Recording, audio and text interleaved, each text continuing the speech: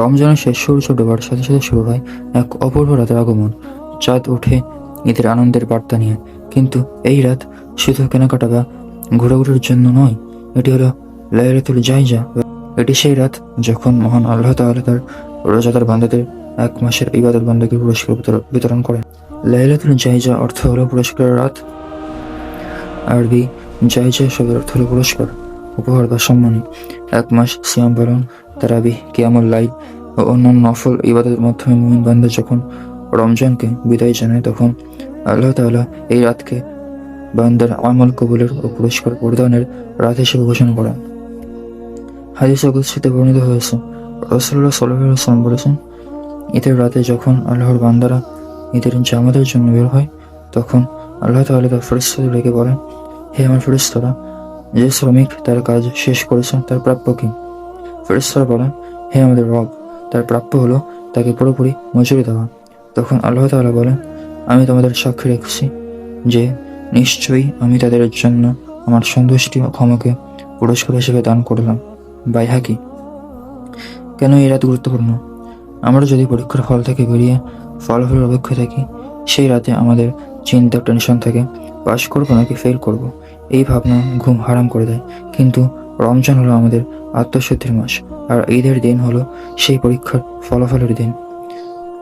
তাই ঈদের রাতকে আমরা যেন ভুলে না যাই। সামান্য দুনিয়ার রেজাল্টের জন্য আমরা কতটা টেনশন করি, কিন্তু পুরো একটা মাস রোজা রাখলাম, তারাবি পড়লাম, আমল করলাম, এই আমলগুলো কবুল হলো কিনা তার কোনো টেনশন আমাদের নাই।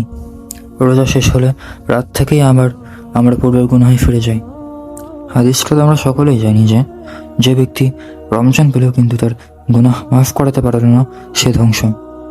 অথচ আমাদের রমজান চলে গেল, তো গুনাহ মাফ হলো কিনা এটা নিয়ে আমাদের কোনো দ্বিধা নাই। রমজানের প্রতিদান আল্লাহ তাআলা স্বয়ং নিজেই দেবেন, আর আল্লাহ তাআলা নিজেই পুরস্কার দিলে তিনি কি বলবেন জাহান্নামে যাও? কিন্তু সেই রোজা তো কবুল হতে হবে। সেই রোজা কবুল হলো কিনা সেটা তো আমরা কেউই জানি না। এই লাইলাতুল জাইজা হলো সারা রমজানের ফয়সালা রাত। এই রমজানকে আমাদের কবুল হবে কিনা সেটা ফয়সালা রাত।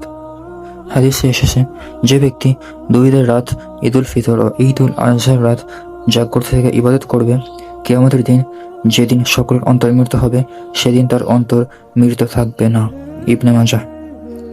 এটি সেই 5টি রাতের মধ্যে একটি, যাতে করা দোয়া ফিরিয়ে দেওয়া হয় না। জুমআর রাত, আরাফার রাত, ঈদুল আজহার রাত, শবে বরাতের রাত এবং ঈদুল ফিতরের রাত লাইলাতুল জাইজা। তাই আমাদের এই রাতে অধিক পরিমাণে দোয়া করা উচিত। এই রাতে আল্লাহ তাআলা ফেরেশতাদের সামনে গর্ব করেন এবং বান্দার তওবা কবুল করেন। তাই নিজের পরিবারের সকল মুসলমানের জন্য মাগফিরাত ও বরকত কামনা করে দোয়া করা উত্তম।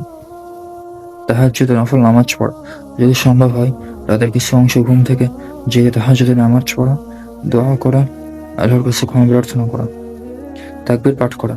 ঈদের রাতে তাকবীর পড়া সুন্নত। ঈদুল ফিতরের রাতে মাগরিবের নামাজ থেকে শুরু করে ঈদের নামাজের আগ পর্যন্ত উচ্চস্বরে তাকবীর পাঠ করা মুস্তাহাব।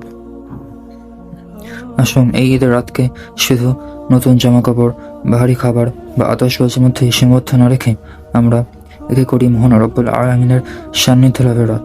এটি সেই রাত, সেই সুযোগ যখন আল্লাহ তাআলা নিজেই তার বান্দাদের ডেকে বলছেন, তোমাদের পুরস্কার নিয়ে নাও। আপনার রোজা, নামাজ, ধৈর্য সবকিছু পুরস্কার ভরে দিন এই রাতে। আল্লাহর দরবারে হাত তুলুন, কান্না করুন, ক্ষমা চান। নিশ্চয়ই তিনি ক্ষমাশীল, দয়ালু। সবাইকে জানাই ঈদ মোবারক। আল্লাহ আমাদের সকলের আমল কবুল করুন, আমাদের লাইলাতুল জাইজার বরকত দান করুন। আমিন। তাকাব্বালাল্লাহু মিন্না ওয়া মিনকুম।